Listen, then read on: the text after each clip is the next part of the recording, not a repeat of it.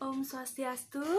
Oke, selamat pagi adik-adik. Ya, berjumpa lagi dengan Ibu dalam mata pelajaran Bahasa Indonesia. Oke. Nah, minggu lalu kita kan sudah membahas tentang teks eksplanasi adik-adik. Nah, pada hari ini kita masih membahas bab ini, namun lebih terperinci, yakni kita akan membahas tentang kebahasaan dari teks eksplanasi ini. Oke, kita akan menganalisis struktur kebahasaan dari teks eksplanasi. Nah, sebelum kita berjalan lebih jauh lagi, alangkah baiknya jika kita berdoa terlebih dahulu. Oke, persiapkan diri kalian. Menurut kepercayaan masing-masing, berdoa dimulai.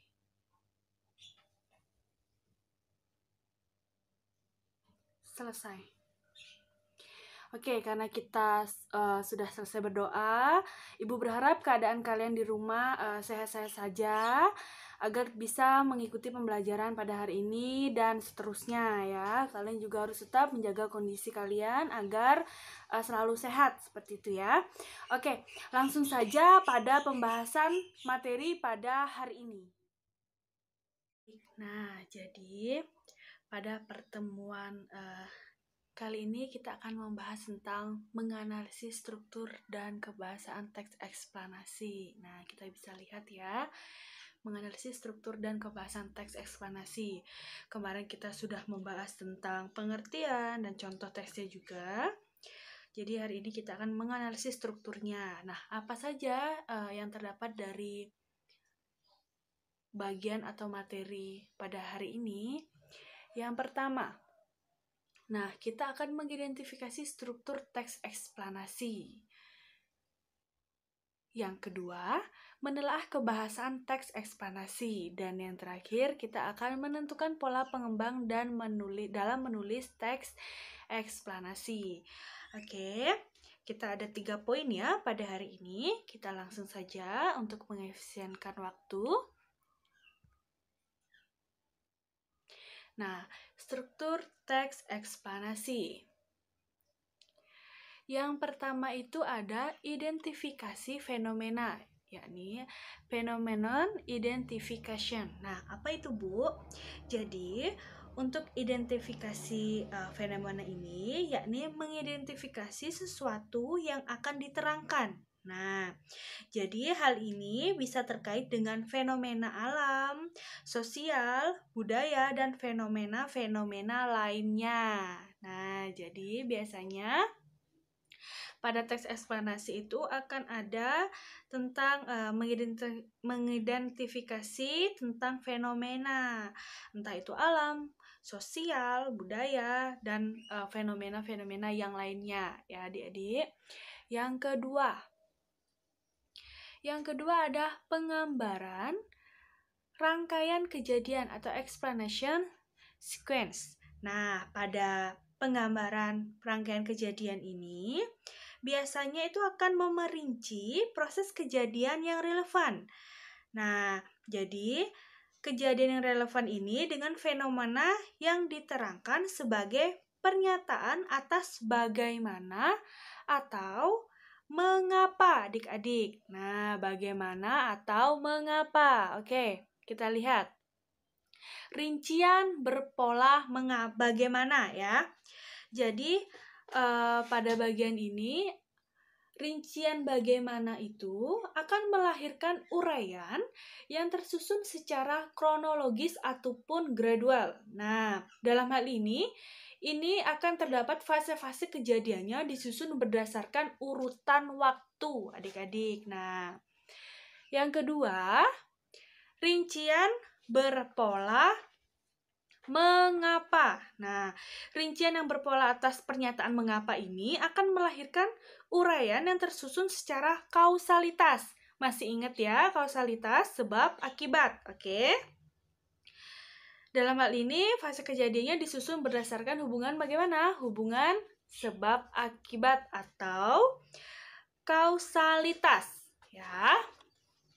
Sampai sini paham ya?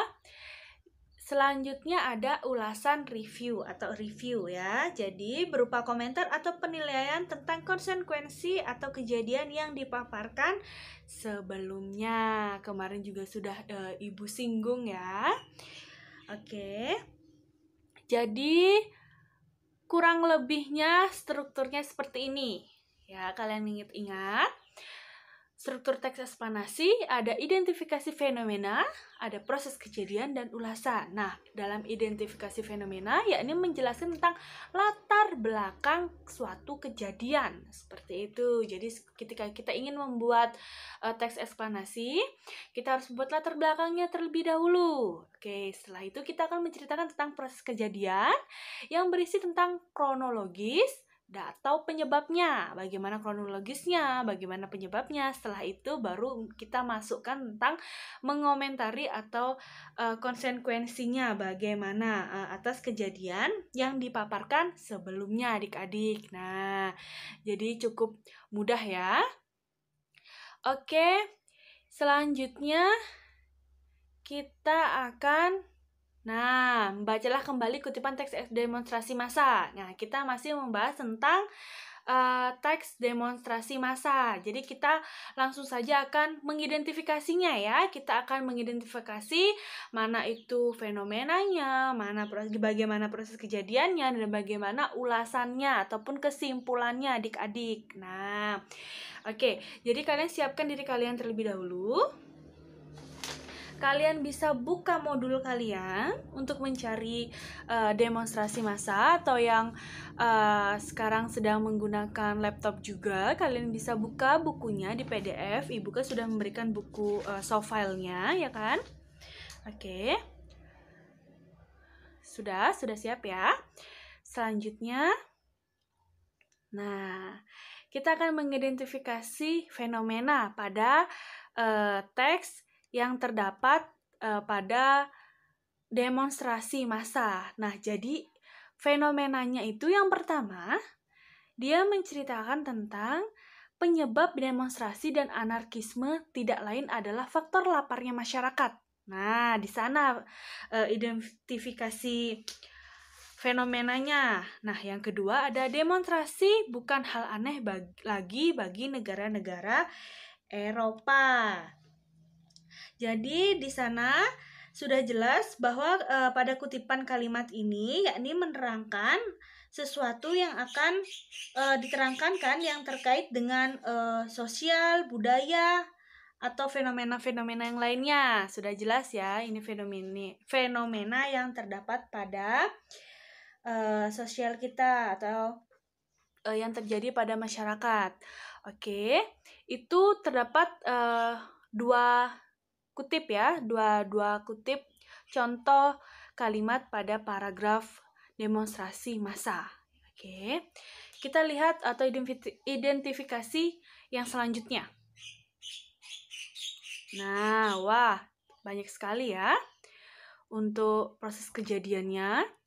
Jadi untuk proses kejadiannya yang pertama, rakyat Malaysia dan Brunei yang adem ayem lantaran kesejahteraan terpenuhi, maka demonstrasi di negara-negara itu jarang terjadi. Nah, jadi adik-adik kalian sambil membuka modul, kalian bisa garisin ya. Kalian bisa beri tanda entah menggunakan pulpen atau apa, digaris di bawahnya, atau mungkin kalian warnai seperti itu, boleh saja. Jadi kalian bisa tandai bahwa kalimat-kalimat ini merupakan identifikasi fenomena dan proses kejadiannya ya, agar kalian tidak bingung lagi. Oke, kita lanjutkan untuk proses kejadiannya. Selanjutnya itu ada komentar dari kepala daerah menyulut reaksi para mahasiswa. Nah, mereka memprotes dan meminta sang bupati mencabut kembali pernyataannya. Nah, ini proses-prosesnya ya. Setelah itu ada demonstrasi massa tidak selalu disebabkan oleh urusan perut. Bahkan banyak peristiwa yang sama sekali tidak disadari oleh motif itu. Selanjutnya, pada umumnya demonstrasi massa justru lebih disadari oleh kebutuhan tingkatan akhir itu. Masyarakat berdemonstrasi karena membutuhkan pengakuan dari pemerintah ataupun pihak-pihak lain agar hak-hak dan eksistensi mereka diakui. Nah, inilah awal mula atau proses kejadian dari demonstrasi massa itu. Oke, kita lanjutkan untuk identifikasi yang selanjutnya. Nah, di sini kita akan mencari identifikasi ulasannya ya. Jadi, ulasannya bagaimana? Nah, demonstrasi massa pada awal-awal reformasi di negeri ini pada tahun 1997 sampai 1998 bukan dilakukan oleh rakyat miskin ataupun orang-orang lapar. Nah, justru hal ini dilakukan oleh warga dari kalangan golongan dari kalangan menengah ke atas. Dalam hal ini adalah mahasiswa dan golongan intelektual. Nah, jadi inilah ulasan yang terdapat pada teks demonstrasi massa atau reviewnya ya, bagaimana penilaian tentang konsekuensi atau kejadian yang dipaparkan sebelumnya. Jadi ulasannya terdapat pada paragraf atau kalimat ini. Yang selanjutnya ada simpulannya juga adik-adik. Ada simpulannya, Ibu berikan contoh kesimpulannya. Nah, kesimpulannya, banyak hal yang melatar belakangi terjadinya demonstrasi, yaitu karena adanya ketidaksesuaian aturan dan pelaksanaan, didorong oleh beberapa pihak, serta pelaksanaannya tidak selalu dari kalangan menengah ke bawah, bahkan menengah ke atas. Jadi boleh ya diisi kesimpulannya seperti itu. Jadi Ibu memberikan contoh kesimpulan dari demonstrasi atau teks demonstrasi massa itu seperti ini ya untuk kesimpulannya. Oke, sampai sini paham ya? Ibu sudah memberikan unsurnya bagaimana, terus Ibu juga sudah memberikan contohnya. Oke, kita lanjutkan ya. Nah, selanjutnya kita akan menelaah kebahasaan teks. Nah, kita memasuki tentang menelaah kebahasaan teks. Nah, berdasarkan kaidah kebahasaan secara umum, teks eksplanasi ini juga sama dengan kaidah pada teks prosedur. Nah, sebagai teks yang berkategori faktual atau non-sastra ya, teks eksplanasi menggunakan banyak kata yang bermakna denotatif. Nah, jadi, sebagai teks yang berisi paparan proses, baik itu secara kausalitas maupun kronologis, teks ini menggunakan banyak konjungsi kausalitas ataupun kronologis. Oke, yang pertama, konjungsi kausalitas. Nah, bagaimana sih Bu konjungsi kausalitas itu? Nah, jadi sebagai contohnya ya adik-adik, kalian bisa catat di buku tulis kalian. Untuk contoh konjungsi kausalitas itu antara lain sebab, karena, oleh sebab itu, oleh, karena itu, sehingga. Ibu ulang ya. Untuk contohnya, sebab, karena, oleh sebab itu, oleh karena itu, sehingga. Sangat mudah ya. Oke, kita lihat yang kedua, ada konjungsi kronologis. Nah, konjungsi kronologis sebagai contohnya, ya ini biasanya hubungan waktu ya, seperti kemudian, lalu, setelah itu, pada akhirnya. Nah, oke, bulang. Biasanya berhubungan hubungan waktu ya, seperti kemudian, oke, lalu, setelah itu, dan pada akhirnya. Sudah ditulis ya. Nah, untuk lebih paham, Ibu akan memberikan contohnya. Ibu akan memberikan contohnya ya. Nah, ini kutipan contoh dari konjungsi kausalitas atau konjungsi kronologis yang terdapat dalam teks eksplanasi adik-adik. Oke, kita baca. Pada bulan keempat, muka telah kian tampak seperti manusia. Dalam bulan kelima, rambut-rambut mulai tumbuh pada kepala. Selama bulan keenam, alis dan bulu mata timbul. Setelah 7 bulan, fetus mirip kulit orang tua dengan kulit merah berkeriput. Selama bulan ke-8 dan ke-9, lemak ditimbun di dalam kulit sehingga perlahan-lahan menghilangkan sebagian keriput pada kulit. Kaki membulat. Kuku keluar pada ujung-ujung jari. Rambut asli rontok dan terus menjadi sempurna dan siap dilahirkan. Nah, jadi di sini sangat banyak ditemukan tentang konjungsi kausalitas maupun konjungsi kronologis, di mana ada kata setelah, ada kata lalu, ada kata karena itu, sehingga kalian bisa melihat ya pada contoh paragraf ini kalian bisa menemukan beberapa konjungsi kronologis maupun konjungsi kausalitas. Ya, sangat mudah ya adik-adik. Oke, sampai sini paham ya untuk kebahasaan teks eksplanasi. Oke, jika sudah, Ibu akan memasuki tentang membahas pola pengembang teks eksplanasi adik-adik. Nah, pola pengembang teks eksplanasi. Oke. Yang pertama itu adik-adik ada pola pengembang sebab akibat. Ya, ada pola pengembang sebab akibat. Oke.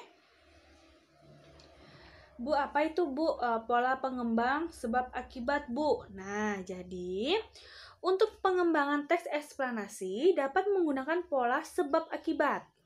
Ya, pola sebab akibat. Nah, dalam hal ini, sebab dapat bertindak sebagai gagasan umum adik-adik. Nah, sedangkan akibat sebagai perincian pengembangannya. Namun demikian, dapat juga terbalik adik-adik. Nah, akibat dijadikan sebagai gagasan umum, jadi maka perlu dikemukakan sejumlah sebabnya sebagai perinciannya. Nah, persoalan sebab akibat sebenarnya sangat dekat hubungannya dengan proses. Nah, jika disusun untuk mencari hubungan antara bagian-bagiannya, proses itu dapat disebut proses kausalitas. Jadi, boleh akibatnya terlebih dahulu, langsung kita menjelaskan sebab-sebabnya bagaimana, atau boleh kita menjelaskan tentang sebabnya terlebih dahulu, baru kita menjelaskan akibatnya bagaimana. Ya, boleh-boleh saja ya, boleh sebabnya terlebih dahulu, boleh akibatnya terlebih dahulu. Oke, ingat ya. Jadi sebagai contohnya Ibu akan menampilkan beberapa paragraf ya. Oke, nah inilah contoh dari pola pengembang sebab akibat. Nah, jadi kita baca ya. Gempa bumi melanda wilayah bagian selatan daerah istimewa Yogyakarta. Sabtu 27 Mei 2006 pukul 5.54 WIB. Nah, kekuatan gempa bumi tercatat 6,2 skala Richter pada kedalaman 17,1 km. Pusat gempa terletak pada posisi kurang lebih 25 km barat daya kota Yogyakarta. Gempa bumi ini mengakibatkan puluhan orang meninggal, beberapa orang luka-luka, sejumlah bangunan roboh dan mengalami kerusakan.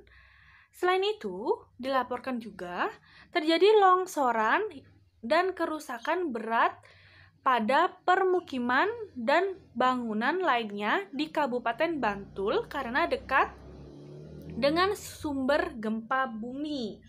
Nah, jadi adik-adik, ini contohnya ada sebab, yakni sebabnya apa? Tentang kekuatan gempa bumi ya yang tercatat 6,2 skala Richter di Yogyakarta, yakni mengakibatkan puluhan orang meninggal. Nah, jadi di sini sudah sangat jelas ya, di mana sebabnya dan bagaimana akibatnya. Nah, jadi hanya 2 paragraf ya, hanya sedikit saja ya, itu pun sudah bisa menggambarkan tentang pola pengembang sebab akibat. Nah, sampai sini paham ya, sangat mudah ya. Oke, kita akan membahas tentang pola yang kedua adik-adik. Nah, yang kedua ada pola pengembangan proses. Nah, jadi Proses di sini yakni merupakan suatu urutan dari tindakan-tindakan atau perbuatan-perbuatan yang menciptakan atau menghasilkan suatu atau perurutan dari suatu kejadian atau peristiwa, adik-adik. Nah, untuk menyusun sebuah prosesnya, ada beberapa langkah pada proses pengembangan pola pengembangan proses ini, adik-adik. Oke, langsung saja ya. Yang pertama itu ada mengetahui perincian-perincian secara menyeluruh. Nah, mengetahui tentang perincian-perincian secara menyeluruh. Jadi, jika kita ingin membuat teks eksplanasi, kita harus tahu bagaimana perincian-perincian tentang suatu kejadian atau proses yang akan kita tulis, adik-adik. Yang kedua, membagi proses tersebut menurut tahapan-tahapan kejadian. Nah, setelah kita mengetahui perinciannya bagaimana adik-adik, kita harus membaginya. Bagaimana tahapan-tahapan itu bisa kita jelaskan agar lebih sistematis atau agar lebih jelas adik-adik. Ada yang ketiga. Yang ketiga itu ada menjelaskan setiap urutan itu ke dalam detail-detail yang tegas, sehingga pembaca dapat melihat seluruh proses itu dengan jelas, adik-adik. Nah, dengan jelas. Oke, agar lebih paham ya, Ibu akan memberikan contoh juga. Nah, inilah contoh dari pola pengembangan proses. Nah, pada bulan keempat, muka telah kian tampak seperti manusia. Dalam bulan kelima, rambut-rambut mulai tumbuh pada kepala. Selama bulan keenam, alis dan bulu-bulu dan bulu mata timbul. Setelah 7 bulan, fetus mirip kulit orang tua dengan kulit merah berkeriput. Selama bulan ke-8 dan ke-9, lemak ditimbun dan di bawah kulit sehingga perlahan-lahan menghilangkan sebagian keriput. Nah, jadi selama bulan ke-8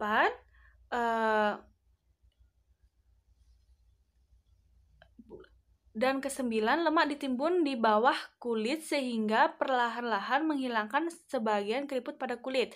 Pada kaki membulat, kuku keluar pada ujung-ujung jari, rambut asli rontok dan Venus menjadi sempurna dan siap dilahirkan. Nah, jadi di sini merupakan contoh tentang teks pola pengembangan proses, adik-adik. Nah, teks pengembangan proses. Jadi di sana menjelaskan tentang proses, bagaimana si anak itu dalam kandungan pada bulan keempat muka kian tampak seperti manusia. Terus dalam bulan kelima rambut-rambut itu mulai tumbuh di kepala. Selanjutnya selama bulan keenam alis dan bulu mata timbul. Setelah itu ada ke-7 bulan fetus mirip kulit. Dan pada ke-9 itu lemak ditimbun di bawah kulit sehingga perlahan-lahan menghilangkan sebagian keriput pada kulit. Terus juga kaki membulat, kuku keluar pada ujung-ujung jari, rambut asli rontok dan fetus menjadi sempurna dan siap dilahirkan. Nah, jadi tadi juga sempat Ibu menampilkan contoh ini ya pada konjungsi kausalitas dan konjungsi kronologi.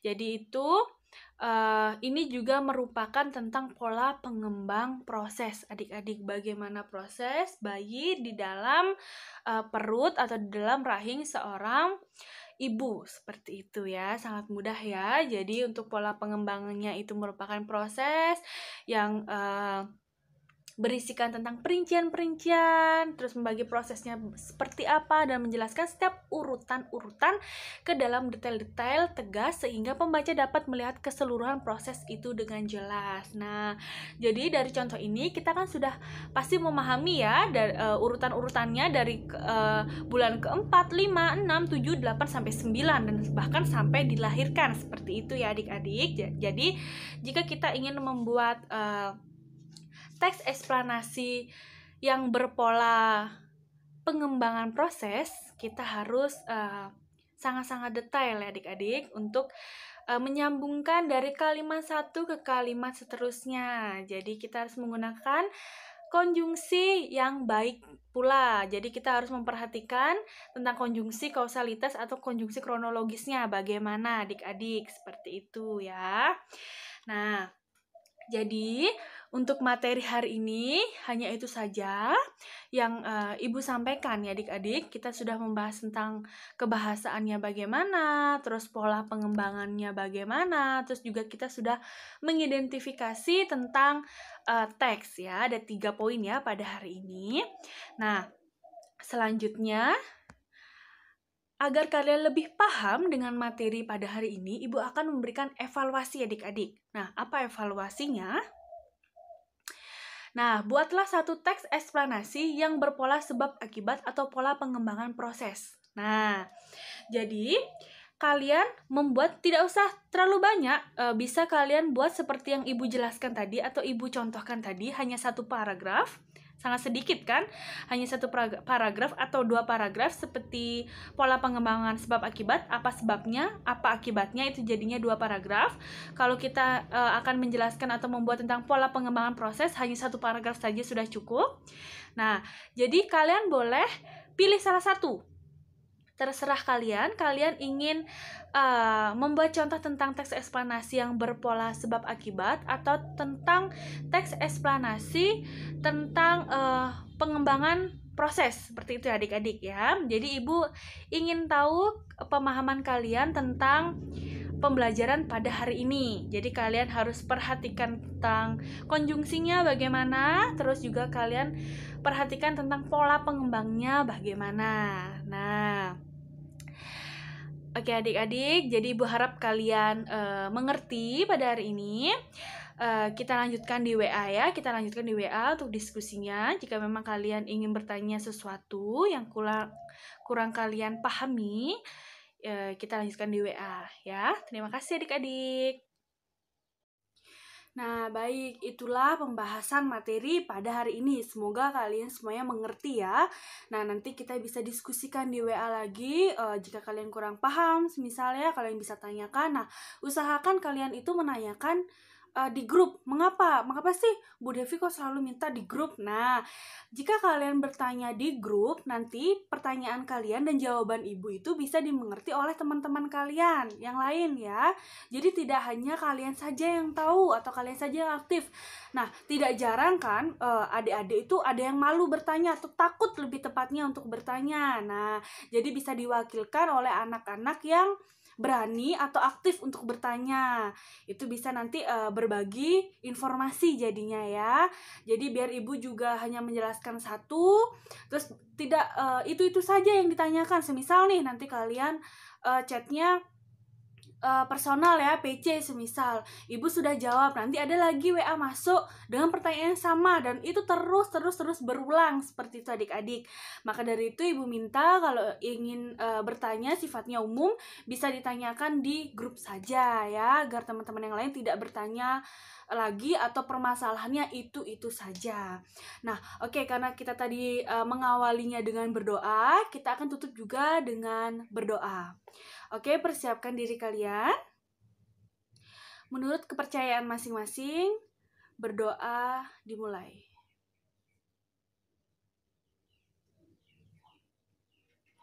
Selesai. Oke, itu saja ya pembelajaran pada hari ini. Tetap kalian harus ingat untuk jaga kesehatannya, oke? Ibu tutup dengan Parama Santi. Om Santi Santi Santi Om. Sampai jumpa.